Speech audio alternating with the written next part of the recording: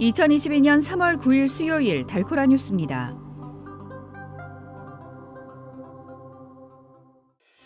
테런 카운티 보건국이 지역 내 코로나19 확산 정도를 심각에서 보통으로 한 단계 낮췄습니다.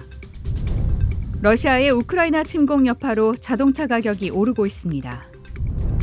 조 바이든 대통령이 어제 포트워스 제향군인 병원에 방문해 치료 환경 개선을 강조했습니다. 한국 여권 발급 신청이 한층 간편해졌습니다.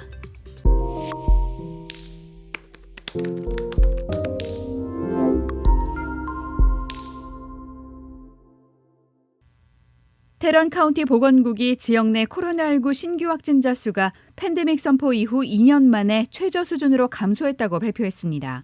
이에 따라 보건국은 이번 주 코로나19 확산 정도를 상당히 심각한 단계에서 보통으로 낮췄습니다.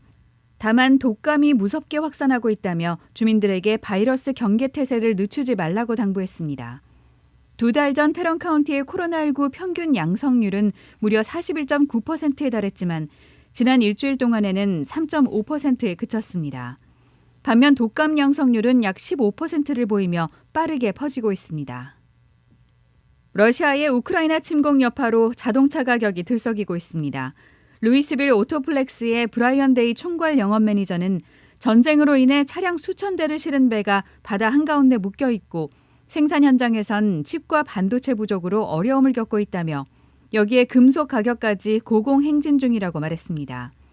또 새 차들은 판매점에 도착하기 전에 이미 선판매되고 있는 한편 평균 15,000달러 선에서 거래되는 소형 통근용 차량은 현재 2만 달러까지 올랐다고 했습니다.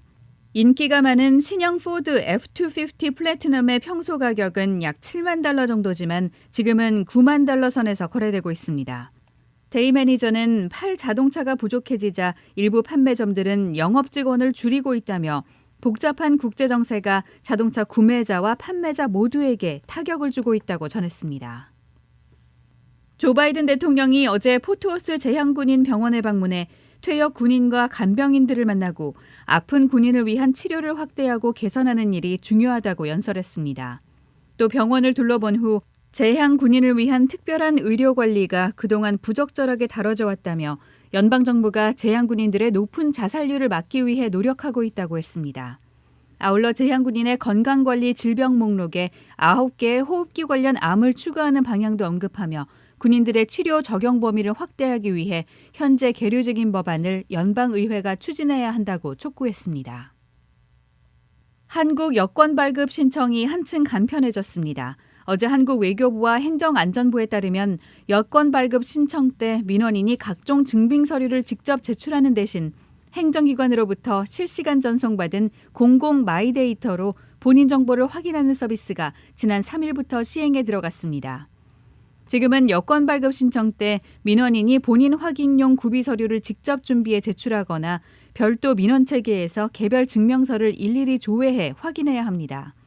이 때문에 여권 업무 담당자의 서류 심사 과정에서 대기 시간이 발생하고 특히 재외공관에서는 민원인에게 서류 지참을 요구하는 경우가 많았습니다. 하지만 여권 발급 신청에도 공공 마이데이터 서비스가 도입되면서 그 절차가 간편해지고 불필요한 개인정보 열람도 최소화되며 민원 처리 시간도 기존 10분에서 실시간으로 대폭 단축될 것으로 기대되고 있습니다. 오늘의 단신입니다. 제20대 한국 대통령 선거 출구조사에서 더불어민주당 이재명 후보와 국민의힘 윤석열 후보가 초박빙 대결을 벌이고 있습니다. 더불어민주당은 이번 대선에서 이재명 후보가 국민의힘 윤석열 후보와 초접전을 벌이고 있다는 출구조사 결과가 보도되자 고무된 분위기를 보였습니다. 블라디미르 푸틴 러시아 대통령이 미국의 러시아산 원유 금수 조치에 맞서기 위해 일부 원자재 수출을 전격 중단하기로 했습니다.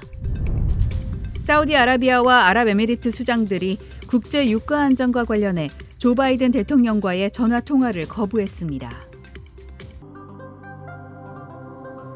지금까지 3월 9일 수요일 달코라 뉴스의 소피아 싱이었습니다.